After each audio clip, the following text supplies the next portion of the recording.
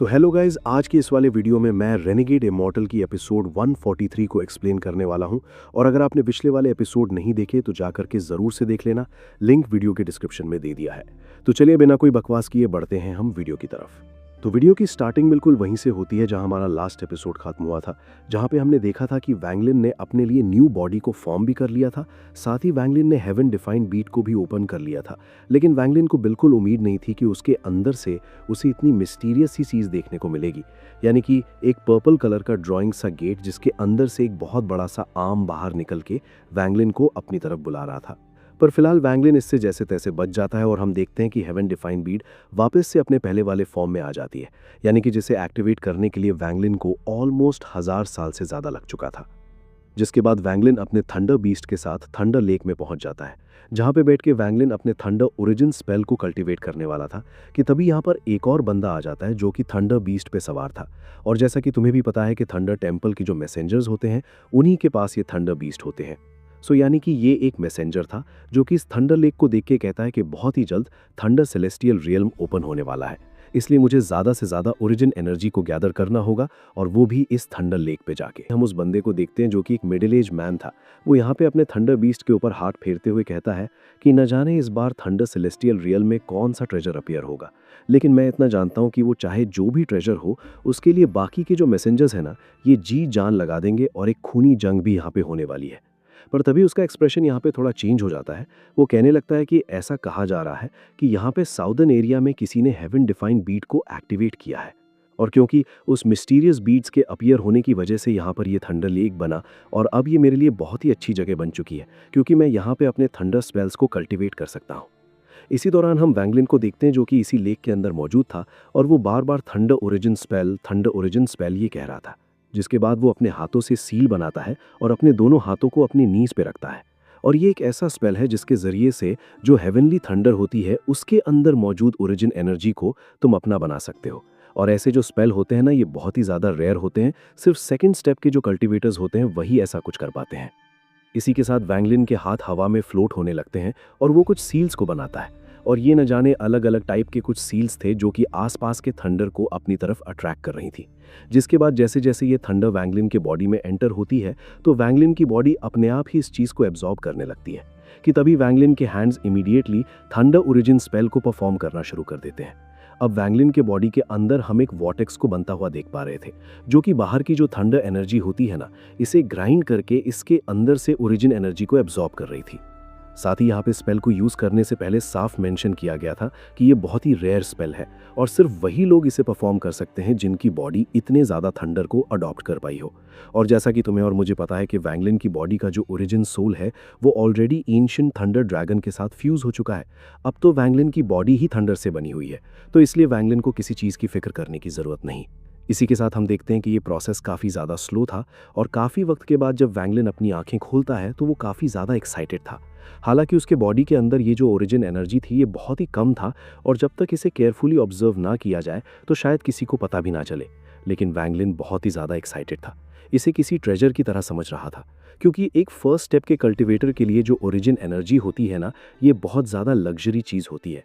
यानी कि ये तुम्हें थोड़ा बहुत मिलता है, तुम्हें इसका एक्सेस मिलता है, लेकिन तुम इसे रिकवर या बढ़ा नहीं सकते, क्योंकि ये जो चीज़ है ये तुम सेकंड स्टेप में जाने के बाद ही समझ सकते हो, और ये काम बहुत ही ज़्यादा मुश्किल होता है। लेकिन वैंगलिन इसे थोड़ा बहुत भी कर पा रहा था। इसी के साथ वैंगलिन खुश था, लेकिन उसे पता था कि ये जो ओरिजिन एनर्जी उसने अभी अभी रिफाइन किया है, इसके अंदर भी कुछ इम्प्योरिटीज़ हैं जिसे कि वैंगलिन को निकालना ही होगा, और वैंगलिन भी इस काम में लग जाता है।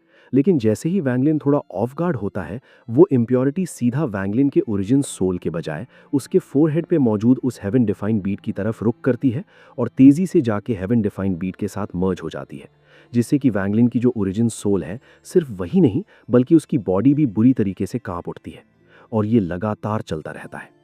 अब यहाँ पे इस चीज़ की वजह से जो हेवन डिफाइंड बीट है ये वैंगलिन के कंट्रोल में नहीं था। वो उसके फोरहेड के जरिए से बाहर आता है और यहाँ पे वापस से वही सीन क्रिएट होता है। आसपास इतनी जोरों की बिजलियाँ कड़कती हैं और सारी की सारी बिजलियाँ इसी हेवन डिफाइंड बीट से अट्रैक्ट होने लगती है। वैंगलिन कंफ्यूज था कि आखिर ये हुआ क्या। अब ये हेवन डिफाइंड बीट जो था वो वैंगलिन के सामने रोटेट करता है, और हर एक टर्न के साथ ये बहुत से अमाउंट में थंडर एनर्जी को अपने अंदर एब्जॉर्ब कर लेता है, जिससे हेवन डिफाइंड बीट के आसपास वही पर्पल कलर की लाइट वापस से दिखने लगती है और सामने वही सारा नज़ारा वापस से होने लगता है। लेकिन यहाँ वैंगलिन को कोई आइडिया नहीं था कि ये वही जगह है जहाँ पे सबसे पहली बार हेवन डिफाइंड बीट अपीयर हुआ था। और यहाँ पे जितनी भी चीज़ें हुई हैं, फिर चाहे वो थंडर लेक हो या आसपास का वो जो एस्टेरॉइड से घिरा हुआ थंडर प्लैनेट, ये सब कुछ हेवन डिफाइंड बीट के अपीयर होने से हुआ था, जिसने कि हेवन को चैलेंज किया था। और इत्तेफाक से वैंगलिन बिल्कुल वही जगह पे आके रुका जहाँ पे सबसे पहली बार हेवन डिफाइंड बीट अपीयर हुआ था, जिसका मतलब ये है कि हेवन डिफाइंड बीट अपने ओरिजिनल लोकेशन में पहुंच चुका है। और इसी वजह से वैंगलिन को वो जो कंफर्टेबल वाली फीलिंग आ रही थी उसकी ओरिजिन सोल से, वो असल में हेवन डिफाइंड बीट की तरफ से आ रही थी। हालांकि अब तक हेवन डिफाइंड बीट का कोई ओनर नहीं था, लेकिन वैंगलिन ने वो 5 एलिमेंट्स को लाके हेवन डिफाइंड बीट को पूरी तरीके से कंप्लीट कर दिया था, जिस वजह से वो डोर भी ओपन हुआ। और इसी डोर के ओपन होने का मतलब ये है कि इस हेवन डिफाइंड बीट ने अपने ओनर को रिकॉग्नाइज कर लिया है। So move to the story. यहाँ पे हम देखते हैं कि वापस से ये जो गेट है ये अपीयर होता है, वही आर्म वैंगलिन को नजर आता है। हालांकि वैंगलिन ने एक बार इस गेट को रिजेक्ट कर दिया था, लेकिन इस बार आसपास की ये जो थंडर एनर्जी है ना, ये सीधा जाके इस आर्म को पूरी तरीके से लॉक कर देती है। लेकिन वैंगलिन को एक मिस्टीरियस सी वाइब आ रही थी और वो सोच लेता है कि अब जो होगा भाई देखा जाएगा, और वो हवा में जंप करता है, सीधा इस जायंट से डोर की तरफ रश करता है। और वैंगलिन अपने मन में सोच रहा था कि बस इस थंडर ने इसके हाथ को पूरी तरीके से जकड़ के रखा है, इसी वजह से मैं अंदर जा रहा हूँ, वरना मैं कभी भी अंदर जाने का रिस्क नहीं लेता।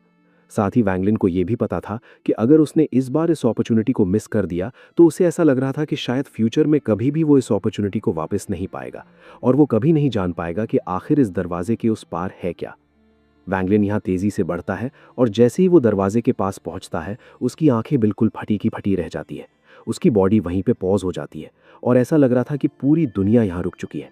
वैंगलिन यहाँ पे कहता है कि ये तो हेवन डिफाइंड स्पेस बीट है, और वैंगलिन इस जगह को तुरंत ही पहचान गया था जब उसने पहली बार इसे देखा। यहाँ पे हम एक बॉल ऑफ लाइट को देखते हैं जो कि वैंगलिन को काफ़ी ज़्यादा अट्रैक्ट कर रही थी, लेकिन अचानक से ये इतनी तेज़ रोशनी बिखेरता है कि ये बॉल ऑफ लाइट किसी प्लैनेट जितना ह्यूज हो जाती है, जो देखकर वैंगलिन शॉक था। और इसके अंदर से जो ऑरा आ रही थी ना, ये वाइटैलिटी इतनी ज़्यादा प्योर थी कि जैसे किसी न्यू बॉर्न बेबी की हो। वैंगलिन देखता है कि ये किसी कल्टीवेशन प्लैनेट जितना बड़ा हो चुका है, जिसमें पहाड़, नदियाँ, सब कुछ है। लेकिन अगले ही पल सब कुछ पहले जैसा हो जाता है। ये बड़ा सा प्लैनेट वापस से एक छोटे से बॉल ऑफ लाइट के शेप में आ जाती है, और वैंगलिन कंफ्यूज था और वो इस स्पेस में हवा में बस उड़ता रहता है। इस दौरान वैंगलिन को वैसे ही छोटे छोटे बॉल ऑफ लाइट नजर आ रहे थे जो कि बिल्कुल छोटे से प्लैनेट बनते हुए दिखाई दे रहे थे, और हजारों सालों तक वैंगलिन बस एक सवाल का जवाब ढूंढने में लग जाता है कि जो मिस्टीरियस सी एनर्जी मुझे फील हो रही है, आखिर इसका सोर्स क्या है। ऐसा लग रहा था कि वैंगलिन यहाँ पे दाव को समझ रहा है और वो दाव को ही ढूंढ रहा है, पर तभी वो रुक जाता है और उसे ऐसा लग रहा था कि जैसे वो खुद ही एक दाव है। और जब वैंगलिन रुक जाता है तो उसका दिमाग भी शांत होता है, और फिर वैंगलिन की ये जो बॉडी है ये भी एक बॉल ऑफ लाइट में ट्रांसफॉर्म होने लगती है, और धीरे धीरे करके टाइम बीतता है और वैंगलिन खुद ही एक बहुत बड़ा प्लैनेट में ट्रांसफॉर्म हो जाता है, जो कि आसपास की डस्ट को एब्जॉर्ब करने लगती है, जैसा कि एक प्लैनेट बनने का पूरा सिस्टम होता है। तो वैंगलिन जो प्लैनेट बन चुका है उसके अंदर अब उसे माउंटेन, रिवर्स, पूरी लाइफ नजर आती है। और इस प्लैनेट के नॉर्दर्न पार्ट में एक कपल अपनी जिंदगी बहुत ही शांति से गुजार रहा था। बाकी के इलाके में गांव वाले बसे हुए थे कि तभी यहाँ पे हम एक रे ऑफ लाइट को भी जाता हुआ देखते हैं, जो कि असल में एक वुमन की थी, और ये जो लेडी थी ये बहुत ही ज़्यादा सुंदर थी। और जब वो इस प्लैनेट को देखती है तो वो कहती है कि आखिर मुझे इससे इतनी ज़्यादा फेमिलियर फीलिंग क्यों आ रही है। पर थोड़ी देर इस प्लैनेट को देखने के बाद ये औरत भी यहाँ से उड़ते हुए दूर चली जाती है और कहती है कि मुझे इसका जवाब ढूंढना ही होगा। ऐसे ही काउंटलेस ईयर्स बीत जाते हैं और जो चीज़ नहीं बदलती वो थे ये 3 लोग, यानी कि वो 2 कपल और तीसरी ये वुमन जो कि अपने सवाल का जवाब ढूंढ रही थी। लेकिन तभी कुछ ऐसा होता है कि ये तीनों लोग भी यहाँ पे बॉल ऑफ लाइट बन जाते हैं। पर तभी जैसे ही एक बड़ा सा हाथ आता है, इन तीनों बॉल ऑफ लाइट को कैप्चर कर लेता है, और तभी वैंगलिन की कॉन्शियसनेस भी वापस आ जाती है और वो अपनी आंखें खोलता है और कहता है कि अच्छा तो ये है दाव। वैंगलिन की आवाज़ वर्ल्ड में ऐसे गूंजने लगती है और वैंगलिन समझ चुका था कि दाव असल में वो खुद ही है। वो अपने सामने बहुत से बॉल ऑफ लाइट्स को देखता है जो कि लाइफ से डेथ में चेंज होते हैं, फिर डेथ से लाइफ, और ये साइकिल ऐसे ही चलता रहता है। और ये बेसिकली उनका दाव ऑफ लाइफ एंड डेथ है। और कार्मा के साइकिल में जब कोई कार्मिक इफेक्ट होता है तो वहाँ पे एक कार्मिक कॉज भी होता है, जैसे कि ली मॉन जो कि अपने सवाल का जवाब ढूंढने में पूरी जिंदगी बिता लेती है। वहीं वैंग पिंग जो कि एक ऑर्डिनरी लाइफ जीता है, ये उसका कार्मिक दाव है, यहाँ पे ये सारी चीज़ें फील करते हुए वैंगलिन को ऐसा लगता है कि जैसे अब उसे कुछ बहुत ही इंपॉर्टेंट अच्छे से समझ आ चुका है। पर जब वो ज़्यादा डीप में सोचता है तो उसे ऐसा लग रहा था कि उसे कुछ भी समझ नहीं आया। ये कन्फ्यूजन इतना ज़्यादा था कि वैंगलिन कुछ देर तक तो बस ऐसे ही कन्फ्यूजन और रियलिटी में खोया हुआ रहता है। पर तभी वैंगलिन जैसे ही अपनी आंखें खोलता है, अपने दिमाग को शांत करता है, तो वो देखता है कि वो ऑलरेडी उस दरवाजे के बाहर आ चुका है। अब यहाँ पे हम देखते हैं कि वो जो गेट था वापस से हेवन डिफाइंड बीड में कन्वर्ट हो जाता है और वैंगलिन के पास हेवन डिफाइंड बीड मौजूद था। लेकिन अब इस बीड में चेंजेस आ चुके थे। पहले इसमें 5 एलिमेंट्स मौजूद हुआ करते थे, लेकिन अब यहाँ पे यिन और यांग एनर्जी का लोगो आ चुका था। यिन जो कि अब यिन एनर्जी को, यहाँ पे मून, और यांग एनर्जी को सन रिप्रेजेंट कर रहा था, और ये हेवन डिफाइंड बीड के दोनों तरफ इनका मार्क बन जाता है। और अब ये सीधा वैंगलिन के फोरहेड के जरिए से उसके बॉडी में एंटर हो जाता है। और वैंगलिन यहाँ पे काफ़ी ज़्यादा शॉक्ड था, क्योंकि उसने हज़ारों सालों का ये जो सफ़र किया था, ऐसा लग रहा था मानो कि कुछ ही सेकंड की बात हो। और वैंगलिन ने अभी अभी जो कुछ भी एक्सपीरियंस किया, जो भी उसने देखा, जो कि किसी सपने जैसा था, वो बहुत ही ज़्यादा प्रीशियस है। ये एक हेवनली अपॉर्चुनिटी है जिसके बारे में वो किसी को भी नहीं बता सकता था, और ना कोई इस पर यकीन करने वाला है। और हाँ, वैंगलिन को ये जो चीज़ इतनी ज़्यादा प्रीशियस लगी कि अगर ऑल सीयर को इसके बारे में खबर मिल जाए तो वो अपना सब कुछ देकर भी वैंगलिन से ये नॉलेज हासिल करना चाहेगा, क्योंकि वैंगलिन यहाँ दाओ को समझ चुका है। और दाओ को समझने की ये जो अपॉर्चुनिटी है, ये कोई भी मिस करना नहीं चाहेगा, क्योंकि दाओ के इस क्वेस्ट को अनलॉक करने के लिए 10,000 साल से भी ज़्यादा का लंबा कल्टिवेट करना पड़ेगा। तब भी किसी बात की गारंटी नहीं है, क्योंकि ये 3rd स्टेप पे जाने का रास्ता है। वैंगलिन अभी भी हेवन डिफाइंड बीड के इस मिस्टीरियस पावर को समझ नहीं पा रहा था। इस जर्नी में वैंगलिन की कल्टिवेशन लेवल इंक्रीज नहीं हुई, लेकिन उसका जो दाओ के बारे में अंडरस्टैंडिंग थी, ये काफ़ी ज़्यादा इंप्रूव हो चुका है। और कहीं ना कहीं ऐसा कह सकते हैं कि वैंगलिन ने इस वक्त 3rd स्टेप पे जाने के रास्ते को देख लिया था। वहीं दूसरी तरफ यहाँ पे जो दूसरा थंडर मैसेंजर था, वो आसपास की जो एनर्जी फ्लक्चुएशंस है, इन्हें देख के समझ जाता है कि यहाँ पे कुछ तो गड़बड़ है। और तभी उसकी नज़र वैंगलिन पे जाती है, जो कि थंडर लेक के ऊपर फ्लोट कर रहा था। और जैसे ही वैंगलिन इसकी तरफ मुड़ता है और ये बंदा वैंगलिन की आंखें देखता है, तो वैंगलिन की आंखों में वो कड़कती बिजली नजर आती है। इसे ऐसा लग रहा था कि इसकी ओरिजिनल बॉडी और इसकी ओरिजिन सोल यहाँ पे कोलैप्स कर जाएगी। इतना ज़्यादा वैंगलिन की आंखों में कन्फ्यूजन था। और बेसिकली वैंगलिन इस वक्त 3rd स्टेप के ख्यालों में खोया हुआ था, लेकिन इस दौरान उसे ऐसा लग रहा था कि ये बंदा बहुत ज़्यादा पावरफुल है, और वो पीछे हटना शुरू कर देता है, क्योंकि वैंगलिन की आंखों में उसे वो पावर नजर आ रही थी कि जैसे पूरा का पूरा हेवन उससे कह रहा है कि आज यहाँ पे ये मारा जाएगा। इस बंदे के चेहरे से पसीने आने लगते हैं, और इसका जो थंडर बीस्ट था, ये भी डर के मारे कांप रहा था। ये बंदा मन ही मन कहने लगता है कि ऑल हेवन स्टार सिस्टम में कोई भी ऐसा बंदा नहीं होगा जो कि इन नज़रों से बच पाएगा। इतना ज़्यादा पावर इस वक्त वैंगलिन के अंदर वो फील कर पा रहा था। उसे तो ये लग रहा था कि वैंगलिन शायद ऑल हेवन स्टार सिस्टम का कोई बहुत ही पावरफुल कल्टिवेटर होगा, यानी कि पूरे ऑल हेवन स्टार सिस्टम का ये सबसे पावरफुल बंदा होगा। और तभी वो कन्फ्यूजन के साथ कहने लगता है कि ये तो दाओ व्यू है। हाँ, ऐसा ही होगा, ये ज़रूर हमारे लेजेंडरी दाओ व्यू होंगे। असल में यहाँ पे दाओ व्यू एक ऐसा र्यूमर है जिसके अकॉर्डिंग बहुत साल पहले ऑल हेवन स्टार सिस्टम में एक बंदा अपीयर हुआ था, जिसने कि अपने एक सिंगल स्पेल से जितने भी 2nd स्टेप के कल्टिवेटर्स थे, उन सभी को उसने हरा के रख दिया। बस कुछ ही ऐसे थे जो कि यहाँ पे सर्वाइव कर पाए। लेकिन जब उनमें से किसी एक ने पूछा कि आखिर ये कैसा स्पेल था, तो बस उसने ये बताया कि इस स्पेल को दाओ व्यू कहा जाता है। और वो आदमी बताता है कि ये कोई ऐसा स्पेल नहीं है जिसे कि मैंने क्रिएट किया हो, बल्कि इसे तो तुम सब भी कर सकते हो। अब यहाँ पे ये थोड़ा दूरी पे चला जाता है ताकि वो वैंगलिन की निगाहों से बच पाए। अब यहाँ पे तभी उसकी नज़र उस सिल्वर हॉर्न बीस्ट पे जाती है, और उसके सिल्वर हॉर्न को देखकर ही वो बहुत बुरी तरीके से कांप उठता है कि तभी उसकी नज़र एक A लेवल के पपेट यानी कि वो सेलेस्टियल गार्ड पे जाती है। और जैसा कि हम जानते हैं कि थंडर बीस्ट सिर्फ जो थंडर टेम्पल के मैसेंजर्स होते हैं उनके पास होते हैं, तो ये सेकेंड्स में समझ जाता है कि ये भी एक थंडर सेलेस्टियल टेम्पल का ही एक मैसेंजर है। यहाँ पे वैंगलिन की आंखें वापस से नॉर्मल हो जाती हैं, और ये मैसेंजर जिसका नाम शेंग गैंग हू है, वो इमीडिएटली वैंगलिन के सामने रिस्पेक्ट देते हुए कहता है कि जूनियर एक 2nd रैंक का थंडर सेलेस्टियल टेम्पल का मैसेंजर है, और मैं सीनियर को ग्रीट करता हूँ। और ये जो शेंग गैंग हू है, इसका टैलेंट जो ऑल 11 स्टार सिस्टम में टॉप 30 कल्टिवेटर्स में शुमार किया जाता है, और इसका कल्टिवेशन लेवल कॉर्पोर यांग स्टेज है, यानी कि जिसे ट्रू 2nd स्टेप का कल्टिवेटर भी कहा जाता है।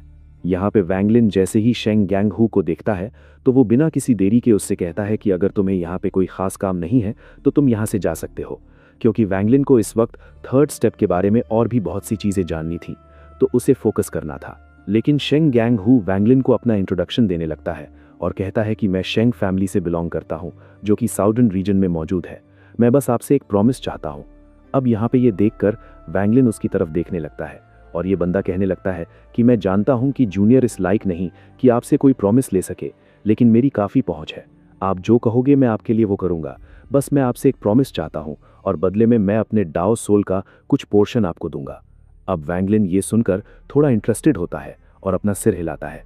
ये देखकर वो कुछ हैंड सील्स बनाता है और उसके फोरहेड के जरिए से उसका डाओ सोल बाहर आने लगता है। साथ ही उसका डोमेन भी बाहर निकलने लगता है। अपने डाओ सोल को किसी को देना तुम्हारी सिंसियरिटी को साबित करता है।